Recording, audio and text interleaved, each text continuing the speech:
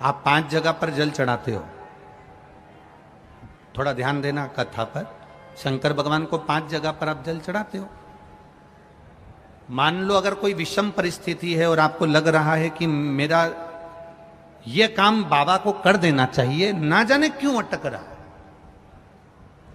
मेरे भोलेनाथ जी को मेरा ये काम कर देना चाहिए, ना जाने क्यों अटक रहा है, तो जो जो जगह पर आप जल समर्पित करते हो, जिस जिस जगह पर आप जल समर्पित करते हो, जैसे गणेश जी की जगह पर जल समर्पित करते हो, सबको मालूम है ना, स्थान तो सबको मालूम है ना गणेश जी का। जैसे ये शिवलिंग है, ये जलाधारी है, ये 2 चरण जहां से जल चढ़ाते हैं तो ये पानी घूमकर यहां से नीचे चले जाता। अब जरा समझिएगा, आप जब शंकर जी के मंदिर, आपको लगे कि हमारा ये कार्य हो जाना चाहिए, ये कार्य हो क्यों नहीं रहा, आखिर में इतने दिन से लगी हूं, ये काम क्यों नहीं हो रहा, सबके काम हो रहे, मेरा क्यों नहीं हो रहा, तो विश्वास रखकर 5 सोमवार, 6 सोमवार, 7 सोमवार इसको कर कर देखिएगा। गणेश जी का स्थान जहां से पानी बहता है उसके सीधे हाथ पर, वहां पर एक बेलपत्र समर्पित कर कर थोड़ा सा जल वहां समर्पित करिए। षडानंद कार्तिकेय का स्थान, एक बेलपत्र समर्पित कर कर थोड़ा सा जल वहां समर्पित करिए। अशोक सुंदरी का स्थान, थोड़ा सा जल समर्पित करने से पहले एक बेलपत्र, फिर जल। 3 स्थान। चौथा, मां पार्वती जी का हस्त कमल, एक बेलपत्र समर्पित कर कर जल चारों तरफ चढ़ाने के बाद में। 5वां, शिवलिंग के ऊपर बेलपत्र समर्पित कर कर पूर्ण जल शंकर को समर्पित कर देना। ये 5 स्थान का चढ़ा हुआ जल आपके जो काम अटक रहे हैं, जो कार्य में आपको तकलीफ आ रही है, आप बाबा को बस एक बेलपत्र और एक लोटे जल में से 5 स्थान पर जल समर्पित करने पर आप तुरंत 2 महीना भी नहीं लगेगा, मेरा विश्वास कहता है 15 या 20 दिन में उसको स्वीकार करेगा। 15 से 20 दिन। पहला जल कहां चढ़ाना है, जम के बोलो जरा, गणेश जी वाला स्थान। दूसरा, कार्तिकेय वाला स्थान। अब इसको समझ लेना आप अच्छे से, हम ये नहीं कह रहे हैं कि तुम गणेश जी की मूर्ति पे चढ़ाओ, हमने ये नहीं बोला। हमने ये भी नहीं बोला कि कार्तिकेय जी की मूर्ति पे जल चढ़ाओ, हमने ये भी नहीं बोला कि माता पार्वती जी की मूर्ति पे जल चढ़ाओ। आप तो जो शिवलिंग रखा हुआ है और जो जलाधारी गोल है उस पे जो शिवलिंग रखा है, जहां से पानी बह रहा है, उसके राइट हैंड में गणेश, लेफ्ट हैंड में कार्तिकेय, बीच में अशोक सुंदरी, पार्वती जी का स्थान हस्तकमल और ये शिवलिंग। आपको गणेश जी के ऊपर जाकर जल नहीं चढ़ाना, आपको कार्तिकेय के ऊपर जाकर जल नहीं चढ़ाना, आपको देवी जी के ऊपर जल नहीं चढ़ाना, आपको तो केवल शिवलिंग की जलाधारी पर और शिवलिंग पर जल चढ़ा। पहला स्थान, बोलते जाओ जम के, केवल जल नहीं, बेलपत्र फिर जल। दूसरा, कार्तिकेय। तीसरा, अशोक सुंदरी। चौथा, अब पार्वती जी को जो तुम जल चढ़ाओगी और बेलपत्र चढ़ाओगी, उसमें तुम्हारा स्मरण होना चाहिए, तुम कहां बैठी हो जल चढ़ाने के लिए, तुम्हारा ध्यान कहां है, कहां बैठकर शंकर जी को जल चढ़ाना चाहिए। आपको पहले भी कथा में कहा, जहां से जलाधारी का पानी बह रहा है, इसके ठीक विपरीत जगह में आप यहां बैठ जाओ। उत्तर दिशा में पानी जाता है तो आप दक्षिण दिशा में बैठकर उत्तर की ओर मुख कर कर बाबा के, मां पार्वती जी के हस्त कमल पर बेलपत्र रखोगी, जल चढ़ाओगी और वहीं से बाबा को तुरंत आनंद के साथ में बेलपत्र चढ़ाकर जल चढ़ाओगी। भले खड़े होकर या वहां जाकर तुम यहां पर जल चढ़ा दो, परंतु उसके बाद में जब आप जल चढ़ाओगी, जब बाबा पार्वती जी को जब बेलपत्र और जल चढ़ाओगी, तो आपका मुख कहां होना चाहिए, जहां से पार्वती, जहां से ये जल बहकर जा रहा हो, यहां बैठोगे तो जल जहां बहकर जा रहा है उधर की साइड तुम्हारा मुख हो जाएगा, उत्तर की साइड तुम्हारा मुख हो जाएगा और बाबा को आप जल समर्पित करो। तो पहला जल बेलपत्र गणेश जी, दूसरा कार्तिकेय जी, तीसरा अशोक सुंदरी, चौथा माता पार्वती जी का हस्त कमल और 5वें नंबर का जल भगवान शिव के ऊपर, अर्थात भगवान देवाधिदेव महादेव से प्रार्थना करते हुए कि तेरा ही दिया मैंने खाया पिया रे, तेरा शुक्रिया रे, तेरा शुक्रिया। बाबा से प्रार्थना करते हुए, बाबा से अपने दिल की बात कहते हुए, बाबा से अपने मन की बात कहते हुए, अपने हृदय की बात भगवान देवाधिदेव महादेव से कहते हुए, ये 5 स्थान पर चढ़ाया गया जल आपके मनवांचित फल की प्राप्ति करा देता है, आपको सुख का अनुभव करा देता है। 5 जगह पर चढ़ाया गया, कम से कम 5 या 7 सोमवार अवश्य चढ़ाओ। और मेरा बेटा बेटियों से भी निवेदन है, 5 जगह पर चढ़ाया गया जल, 5 स्थान पर समर्पित किया गया जल साधारण नहीं होता। हम फिर निवेदन करेंगे, 5 जगह का जल और 5 जगह करा गया प्रणाम कभी खाली नहीं जाता। पहला स्थान, अपने पिता के चरणों को जो प्रणाम करता है उसको कभी गरीबी नहीं आती। दूसरा, जो अपनी माता को प्रणाम करता है वो कभी बदनसीब नहीं होता। तीसरा, जो अपने भाई को प्रणाम करता है उसकी जिंदगी में कभी गम नहीं आता। चौथा, जो अपनी बहन को प्रणाम करता है उसका चरित्र कभी गंदा नहीं होता। और 5वां, जो अपने गुरु के चरणों को प्रणाम करता है उसकी जिंदगी में कभी कष्ट आता ही नहीं है। ये शिव का 5 स्थान पर चढ़ाया गया जल, गणेश, कार्तिकेय, अशोक सुंदरी, मां पार्वती और शिवलिंग, 5 जगह पर चढ़ाया गया जल आपके मनवांछित फल की प्राप्ति करा देता है। और 5 जगह पर करा गया प्रणाम आपके जीवन को आनंदित कर देता है। पहला पिता, दूसरी माता, तीसरा बड़ा भाई, चौथे नंबर पर अपनी बहन और 5वें नंबर पर गुरु के चरण। करो प्रणाम। आज सबसे बड़ा दुख का कारण है लोग संस्कारों से विहीन हैं, संस्कारों से विहीन। टीवी पर रोज डिबेट हो रहा है, वो 16 साल की लड़की, 16 साल की बेटी,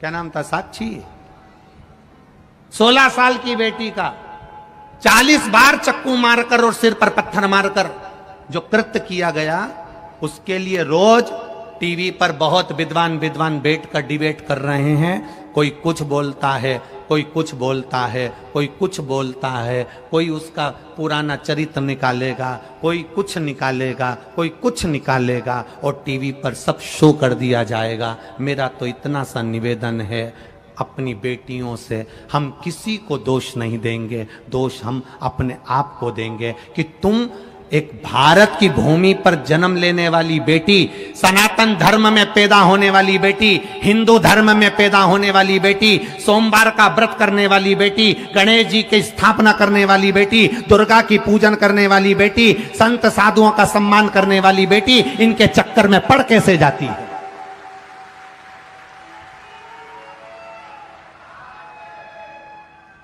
पिता समझाता है, मां समझाती है, पड़ोसी समझाते हैं।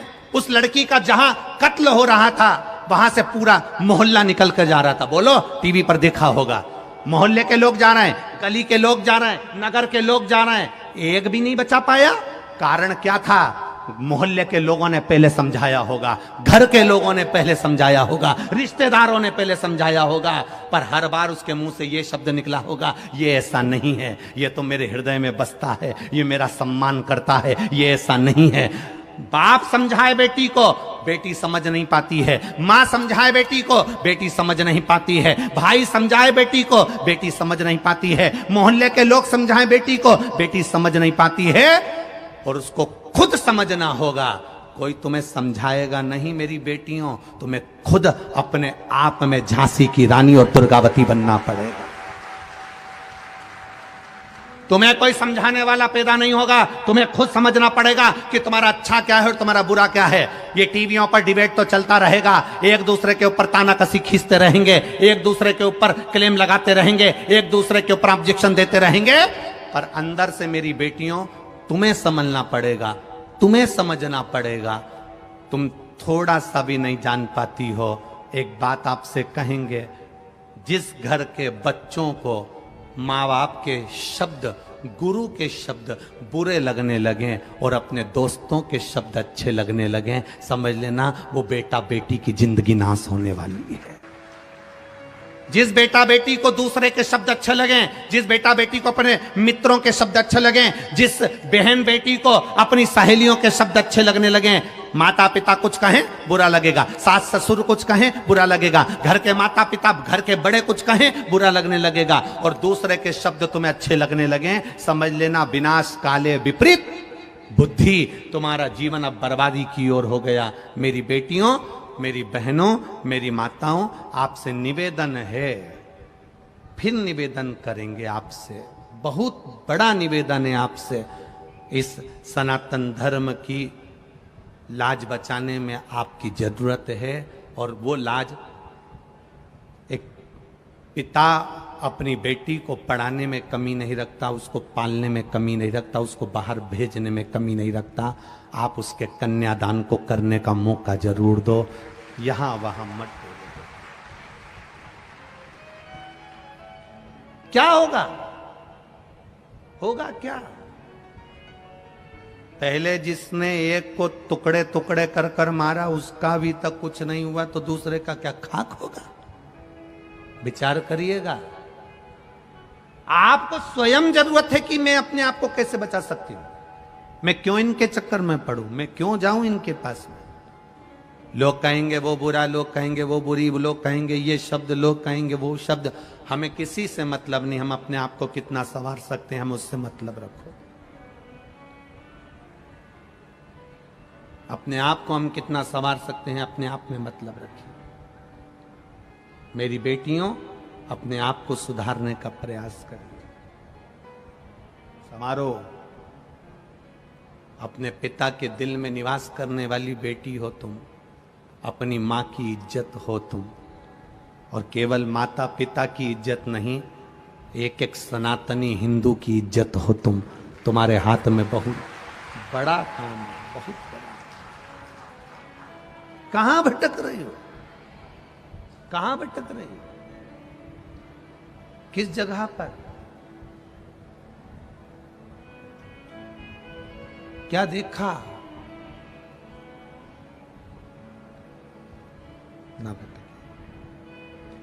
पिता के पांव छूने वाला कभी गरीब नहीं होता, माता के पांव छूने वाला कभी बदनसीब नहीं होता, भाई के पांव छूने वाला कभी गम में नहीं डूबता, बहन के पांव छूने वाला कभी चरित्र विहीन नहीं होता, और गुरु के चरण छूने वाला कभी बर्बाद नहीं होता। दुख आ भी गया तो वापिस सेठ बनकर बिठा देता है, वो मेरा शिव है। कोई आज बनेगा, कोई कल बनेगा, शंकर को जल चढ़ाने वाला एक ना एक दिन सेठ जरूर बनेगा, ये निश्चित है। देरी हो सकती है, फाइल थोड़ी मोटी हो सकती है, मेरे भोले बाबा दुख मिटाने में थोड़ी देरी कर सकते हैं, पर विश्वास रखना, तुम रोज मंदिर जाना चालू कर दो, शिव को जल चढ़ाना चालू कर दो, निश्चित है तुम्हें किसी की जरूरत नहीं पड़ेगी। जिस हाथ से तुमने महादेव को जल चढ़ाया है ना, वो हाथ महादेव पकड़ लेता है, कभी नहीं छोड़ता, मरते दम तक नहीं छोड़ता, आखिरी तक नहीं छोड़ता। करो आप शिव को जल समर्पण। लग रहा है आपको कि मेरे को ये दुख आ गया, मेरे को ये तकलीफ आ गई, मेरे को ये कष्ट आ गया, नहीं हो रहा मेरा काम, मैं बहुत दुख में जिंदगी जी रही हूं, तो लगाओ एक लोटा जल ले, उसी में से गणेश जी, कार्तिकी, अशोक सुंदरी, माँ पार्वती और बोलो जम के देव अधिदेव महादेव को चढ़ाओ।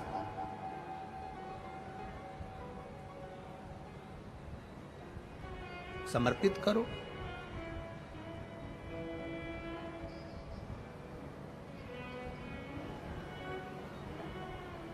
शिव जी का समर्पण।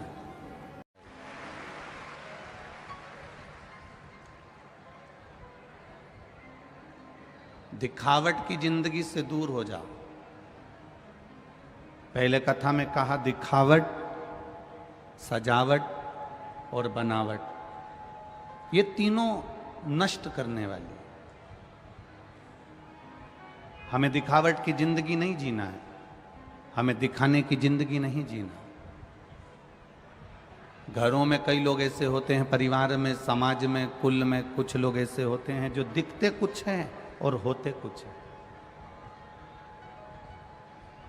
मेरे महादेव के परिवार में, मेरे शंकर जी के परिवार में, मेरे भोलेनाथ जी के परिवार में, मेरे देवाधिदेव महादेव के परिवार में, मेरे शंकर भगवान के परिवार में कोई दिखावा करने वाला नहीं है। मेरे शंकर भगवान के परिवार में दिखावे की जिंदगी जीने वाला नहीं।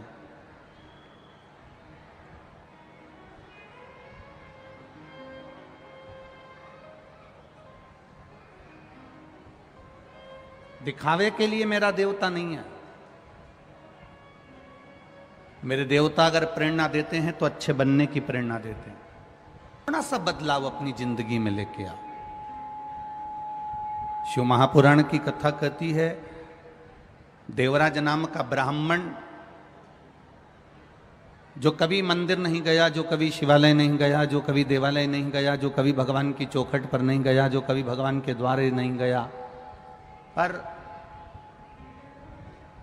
चोरी का धन लेकर जा रहा था और वो चोरी के धन को ले जाते उसको शरीर में ताप पड़ गया, शरीर में ठंड, थोड़ा सा बुखार आ गया। और शरीर में जब ताप पड़ा, शरीर में जब कष्ट हुआ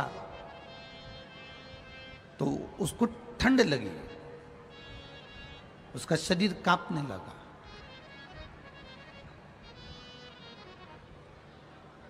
और शरीर कांपा तो वो शिव मंदिर में जाकर शरणागति लिया, शिव मंदिर में जाकर छुपा,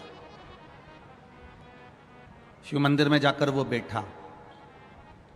जब शिव मंदिर में जाकर वो बैठा, वहां पर शिव महापुराण की कथा हो रही थी और शिव महापुराण की कथा बांचने वाले जो पंडित जी थे, ब्राह्मण देवता थे, भू देवता थे, वो बार बार थोड़ी थोड़ी देर में हर हर महादेव कह रहे थे।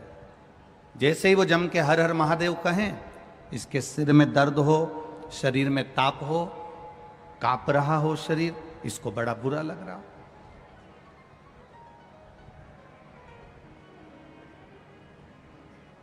एक बीमार व्यक्ति से अगर कहा जाए कि तुम कथा सुनने बैठ जाओ, एक बीमार व्यक्ति से कहा जाए कि तुम भगवान का गुणगान करो, एक बीमार व्यक्ति से कहा जाए कि तुम भगवान का भजन करो, तो वो कहेगा मेरे तो शरीर में कष्ट हो रहा है और ये भजन की बात कर रहा है।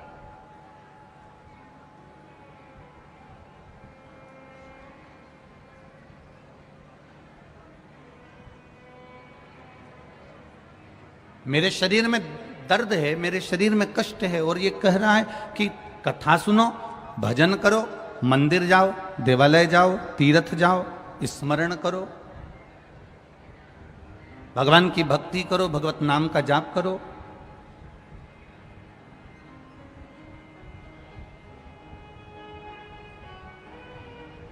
देवराज के शरीर में तप है, देवराज के शरीर में कष्ट है, और देवराज के शरीर में जो कष्ट था, वो कष्ट के कारण देवराज मन को महादेव से नहीं जोड़ पा रहा। आप सबसे निवेदन है, जितने भी लोग छत्रपति संभाजी नगर में आए हैं,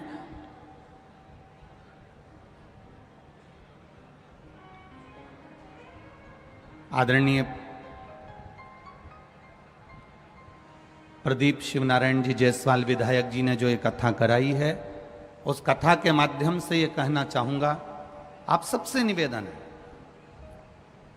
थोड़ी ताप पड़ सकती है, गर्मी पड़ेगी, भीड़ बहुत है, भक्त बहुत आए हैं, हो सकता है जगह भी कम बैठने को मिले, पर निवेदन है आप 3 घंटे की कथा में अगर 5 मिनट भी इस दिल को मेरे महादेव से लगा लोगे तो निश्चित है तुम्हारी जिंदगी संवर जाएगी।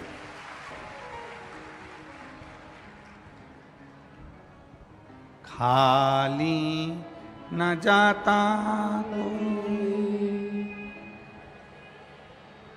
आता है आप लोगों को, सबको आता है? बोलो जरा।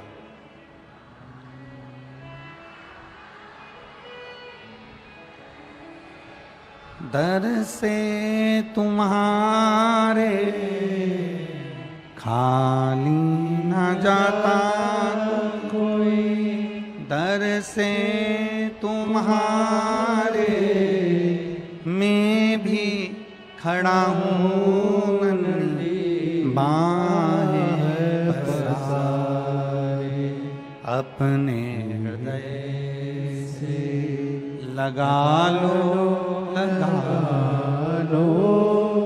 गिरा जा रहा हूँ, उठा लो,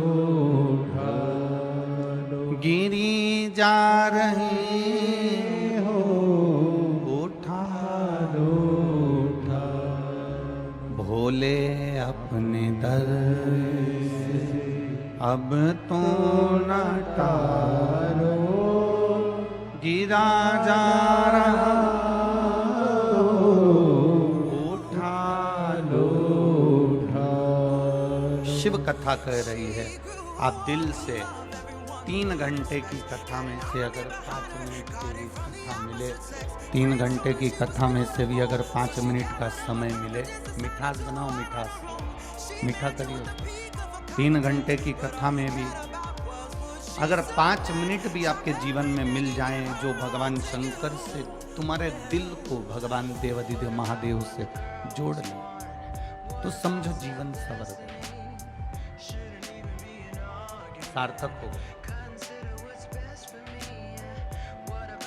बहुत कठिन जिंदगी है, बहुत कठिन, और उस कठिन जिंदगी को भी सरल बनाने का तरीका सिखा देती है शिव महापुराण की कथा।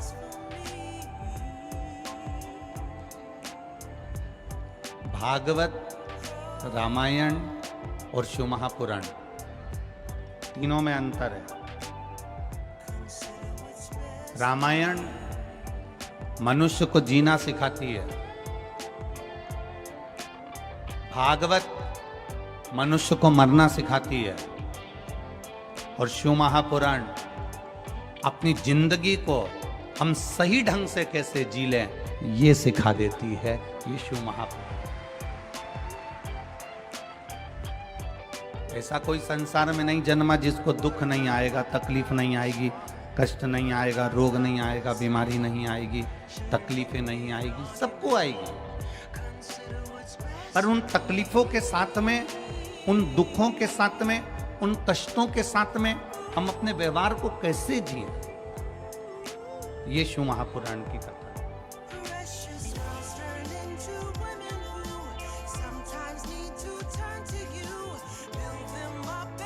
एक बार स्वामी विवेकानंद जी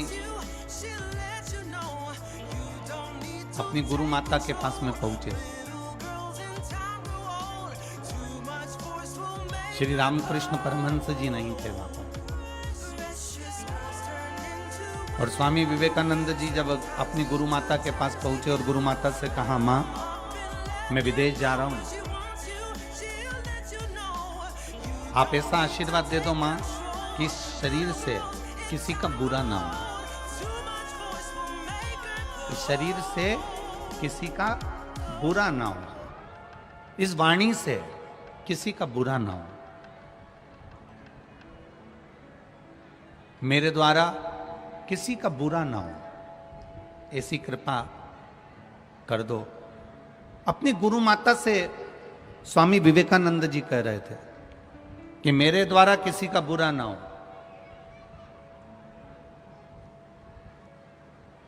गुरु माता बैठी हुई थी और गुरु माता सब्जी बना रही थी, भाजी बना रही थी, दाल बना रही थी, और उन्होंने स्वामी विवेकानंद, वो तेरे पास में चक्कू पड़ा है, तेरे पास में जो चाकू पड़ा है ना, वो चाकू मुझे दे दे। बिल्कुल गुरु माता के बिल्कुल पास में चाकू पड़ा था, पर गुरु माता ने चाकू नहीं उठाया और स्वामी विवेकानंद से कहा कि वो चाकू उठा के मुझे दे दे। बहुत ध्यान लगाकर सुनना कथा को। दुख काटो दया करी निदर्शन आपो।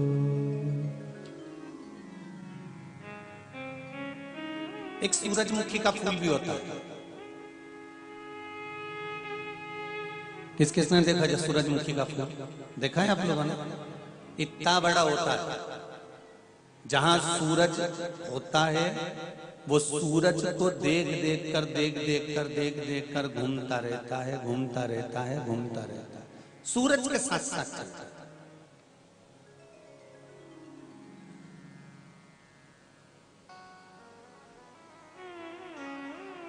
एक गुलाब का फूल सूरज को देखकर घूम नहीं रहा, वो लगा हुआ है।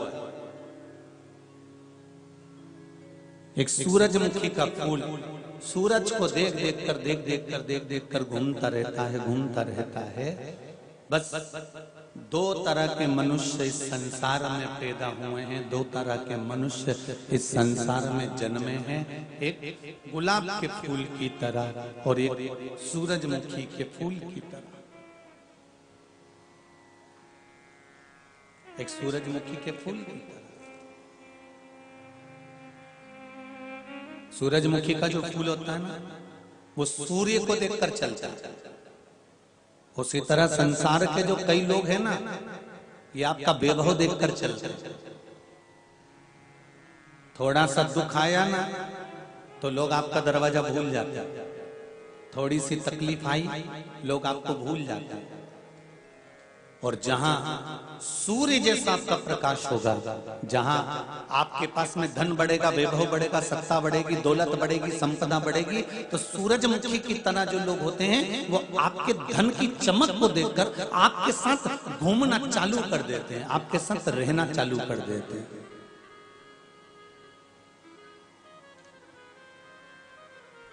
पर पहचान जाना कि सूरजमुखी का फूल और गुलाब के फूल में अंतर होता है। सूरजमुखी का फूल भगवान को नहीं चढ़ता, चढ़ाया नहीं जाता, पर गुलाब का फूल टूटकर भगवान के पास चले जाता है। जो दुनिया की चमक देखकर, आपका वैभव देखकर, आपकी सत्ता देखकर, आपका धन देखकर, आपकी दौलत देखकर, आपका वैभव देखकर आपकी ओर आसक्त होते हैं, और जब दुख आता है तो आपको ठोकर मारकर चले जाते हैं, ये संसार में कभी सुखी नहीं रह पाते हैं, इनका वैभव कभी जीवित नहीं रहेगा, ये कभी सुखी नहीं रह सकते।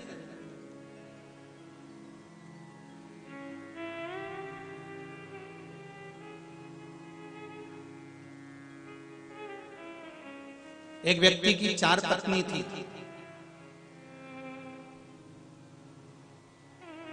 रायसेन का नहीं था।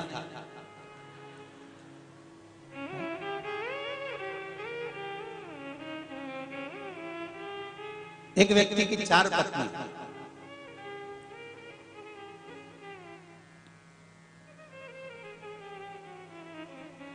व्यक्ति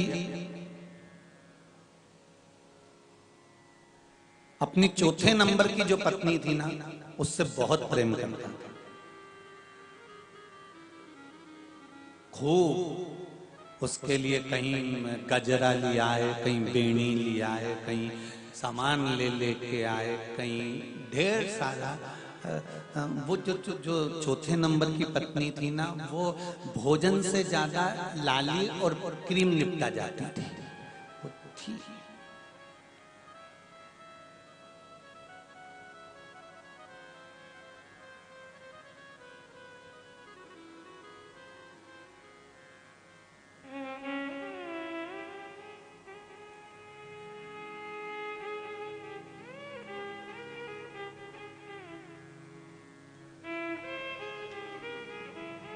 अब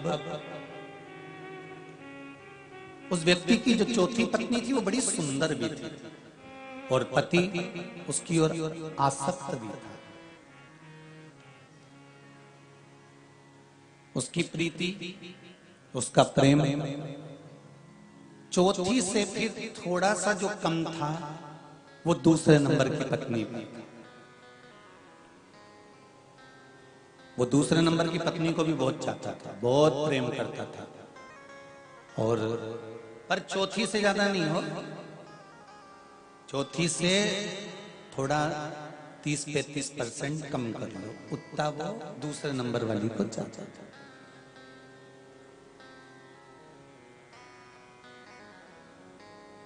पर इन दोनों को भी चाहने के बाद सबसे ज्यादा पति अगर बैठता था तो तीसरे नंबर की पत्नी के पास बैठता था। मैं बैठने में उसको बड़ा मजा आता था, बैठता, गप्पे लगाता, बात करता, चित्त करता और बड़े आनंद में डूबता। पर प्रेम सबसे ज्यादा, बोलते जाओ जरा जम के, कौन से नंबर की? चौथे। उससे कम, अरे बोले जम के, दूसरे, और उससे कम तीसरे, और पहली वाली का तो वो मुंडा नहीं देखना चाहता था। पहली वाली जो पत्नी है, पहले नंबर की जो है, उसको वो देखना पसंद नहीं करता, उसकी बात सुनना पसंद नहीं करता, उसके साथ में रहना पसंद नहीं कर सकता, उसके साथ वो एक क्षण रहना पसंद नहीं करता। सबसे ज्यादा व्रत, सबसे ज्यादा उपास, सबसे ज्यादा साधना, सबसे ज्यादा नियम, सबसे ज्यादा संयम अगर कोई करती थी। कितने चतुर हो रहे रायसेन वाले तुम, तुरंत तुम भी। एक बात तो है, तुम कथा सुन सुन के भी कथाकार हो गए हो, पक्का हो गया है, बिल्कुल बढ़िया। ये बात तो है, मतलब तुम्हें इतना कथा सुन सुन के ये अंदाजा हो गया कि व्यक्ति का नेचर, व्यक्ति का व्यवहार, व्यक्ति कैसे किस भाव का है, और तुरंत तुम्हारे को पहचान की दृष्टि हो गई। धन्य।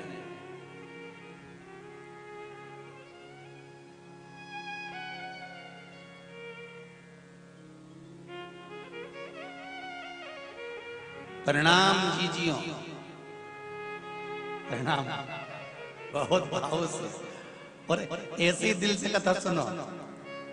कहते हैं शिव कथा दिल से सुनना चाहिए। क्या होता है दिल से सुनने से? तो कहते हैं जब 7वें दिन देवाधिदेव महादेव शिव महापुराण के यजमान बनकर कथा सुनकर जब उठकर जाते हैं, तो दिल से कथा सुनने वाले के लिए भगवान कुबेर का खजाना लुटा जाते हैं। दिल से। पहले नंबर की पत्नी व्रत भी करती है, साधना भी करती है, उपास भी करती है, तप भी करती है, नियम धारण भी करती है, व्रत भी करती है, और सारे काम करती है वो पहले नंबर।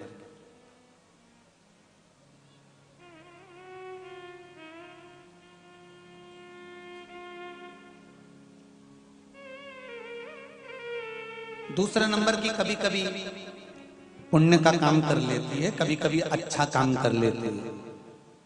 तीसरे नंबर की वो भी थोड़ा थोड़ा अच्छा काम कर लेती है। चौथे नंबर की जो है, वो जब भी अच्छा काम करने जाती है तो काम बिगाड़ के आती है।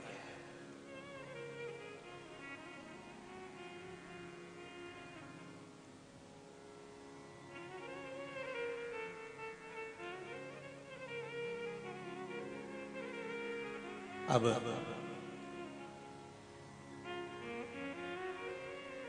उस व्यक्ति के पास में पैसा बहुत था, क्योंकि धन होता है तभी तो ये चार संभल पाती है।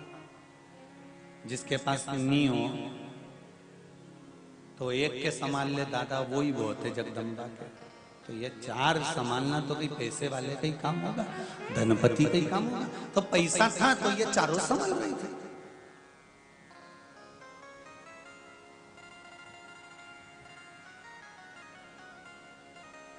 एक दिन व्यक्ति का स्वास्थ्य खराब हो गया और डॉक्टर ने कह दिया कि तुम्हारी अब तबीयत ठीक नहीं है, तुम्हारा अंतिम समय आ गया है, तुम्हारे प्राण छूटने का समय आ गया है, लगभग 15 से 20 दिन तुम जिंदा और रहोगे और 20 दिन के बाद में तुम्हारी ये तकलीफ बढ़ जाएगी और तुम मर जाओगे। उसने विचार करा कि एक काम करता हूं, मैं मेरी पत्नी के बिना नहीं रह सकता, तो जिससे मैं बहुत प्रेम करता हूं उस पत्नी से कह देता हूं कि तू भी मेरे साथ ऊपर चल जा।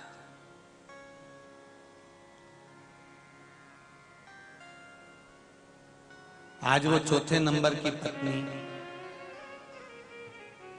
खूब सज धज के अपने पति के कमरे में आई।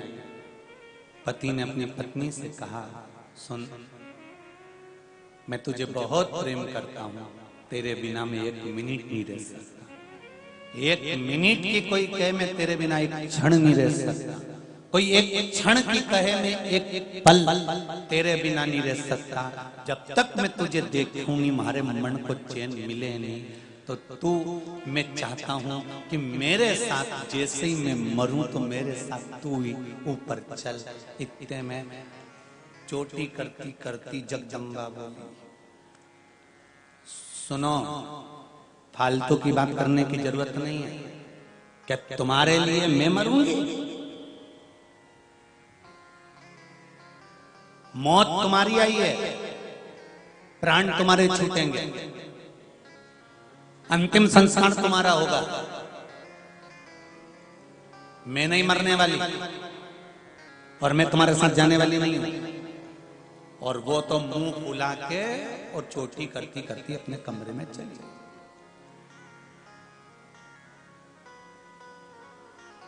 अब इसका प्रेम किस पर था?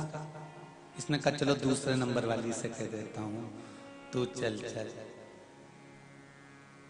तू मेरे साथ में चल, 15 दिन बाद मेरे प्राण छूट जाएंगे, तेरे बिना मैं नहीं रह सकता, तू चल चल मेरे साथ। मैंने देखा है तू मेरी सब व्यवस्था कर देते, आगे आगे बढ़कर मेरे लिए सारा काम कर देते। मैं जैसा कहूंगा वैसा तू कर दे, तू मेरे साथ चल। दूसरे नंबर की पत्नी ने कहा, स्वामी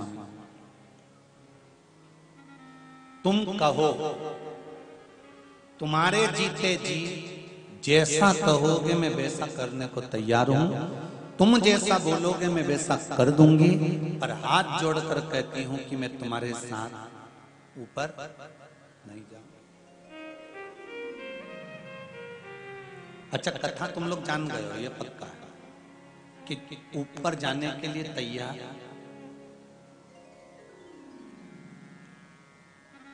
ये देखो, हमने कहा कथा तो तुम जान गए, चतुर लोग बैठे हो, रायसेन के कोई ऐसे ही हो गया, तो कथा तो तुम जान गए। दूसरी ने मना कर दिया, तीसरी से कहा, मेरा प्रेम तेरे प्रति बहुत है, अपन बहुत समय पास करते थे, दोनों तीनों सब बैठ जाते थे, गप्पे लगाते थे, बात करते थे, तू मेरे साथ चल चल।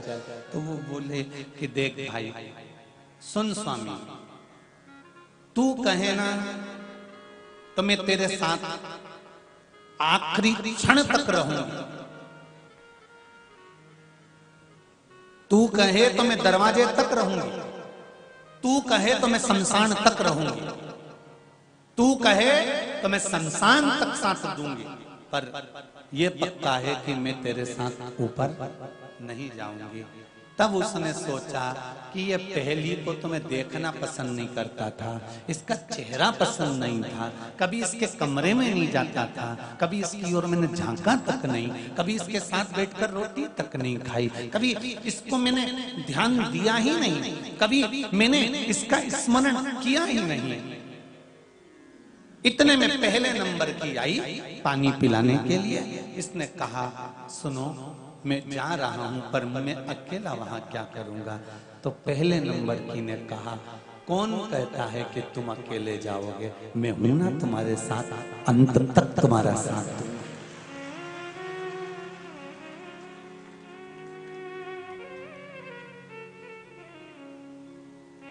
जिस व्यक्ति से तुम बहुत आस लगा कर बैठते हो ना, एक दिन वो धोखा जम के तो बोलो दे ही जाता है। और जिस व्यक्ति से तुमको आस नहीं होती, जिस व्यक्ति से तुम्हें कोई आशा नहीं है, वो समय आने पर ऐसा काम कर कर चले जाता है कि आप विश्वास भी नहीं कर सकते कि ये ऐसा कर सकता है। ये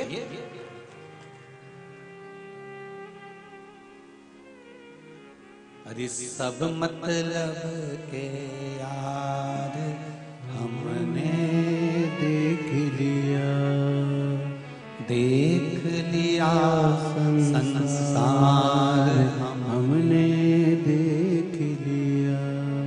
झूठे नाते झूठे रिश्ते, झूठे नाते झूठे रिश्ते, झूठा है संसार हमने देख लिया। सब मतलब के यार हमने देख लिया, देख लिया संसार हमने देख लिया। एक सहारा तेरा शंभू, एक सहारा तेरा शंभो, बाकी है बेकार हमने देख लिया, देख लिया संसार हमने देख लिया। सब मतलब के यार हमने देख लिया। ये जितने नजर आते हैं ना, सब नंबर वन के चोटे हैं।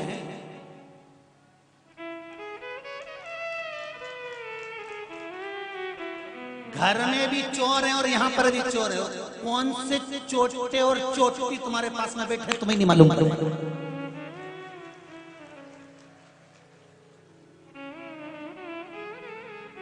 इसलिए कहते हैं बार बार कथाओं में, ढक के बैठो।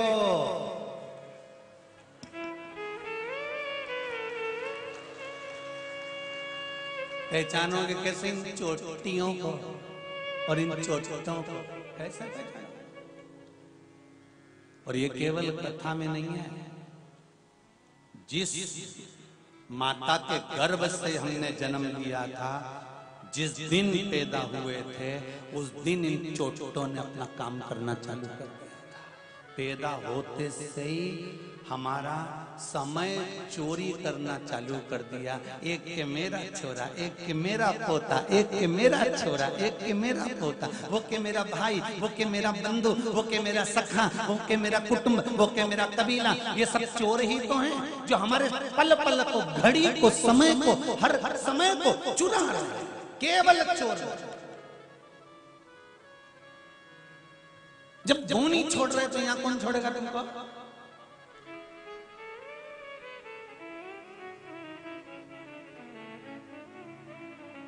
इसलिए कहते हैं सिर पे पल्लू डाल के रखो। पल्लू का मतलब समझते हो? चोरों से बचना हो तो भगवान के चरणों में अपने सिर को डाल कर रखिए, मतलब सिर पर पल्लू डाल कर रखिए। भगवान की शरणागति में रहे, शिव की शरण।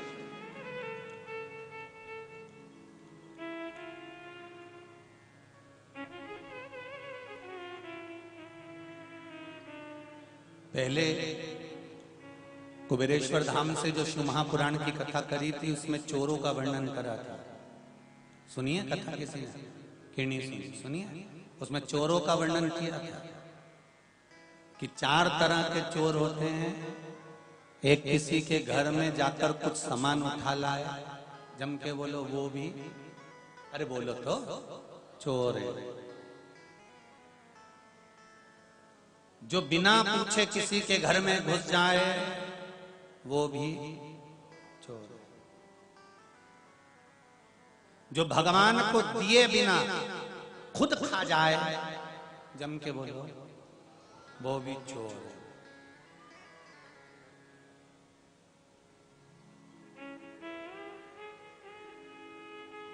घर में बुजुर्ग माता पिता बैठे हों और पति बाजार गया, जेब में कुरकुरे का पैकेट ले जाकर अपनी पत्नी को चुपचाप से देख के खिला दे, वो भी चोर।